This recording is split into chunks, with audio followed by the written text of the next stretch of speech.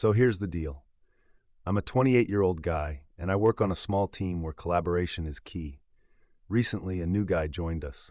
Let's call him Joe.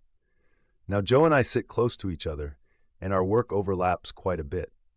I've always been the type to lend a helping hand, so when he asked for my assistance on a weekly report, I didn't think twice. One day, Joe approached me, curiosity shining in his eyes. "Hey, how do you put together that weekly report? It looks so organized." I felt flattered, of course. I've spent years perfecting my own template and routine that speeds up the process. It's my little secret weapon. I hesitated for a moment when he asked if I could just send him my template file. I wanted to help, but handing over my exact file, that felt like giving away my entire playbook. So I offered a compromise.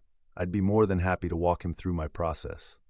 I stayed late at work that day, about 45 minutes, sharing my screen and explaining every little detail. I showed him where I pull the numbers from, the order I do things in, and even what pitfalls to watch out for. He took notes, thanked me, and seemed genuinely appreciative. Everything seemed great. Then came the team meeting the following week. I was excited to see how Joe would present his report. But as I sat there listening, I felt a knot tightening in my stomach. It was like listening to my own report, word for word. Same structure, same phrases I always use. When our boss asked him how he put it together, Joe said something like, "I built a simple structure that makes it easier." That was it. No mention of my help.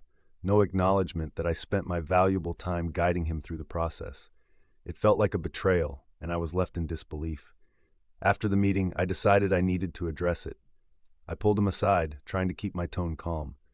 "Hey Joe, I'm really glad the presentation went well, but it felt strange hearing you use my exact structure and wording without mentioning that I helped you out." Immediately he got defensive.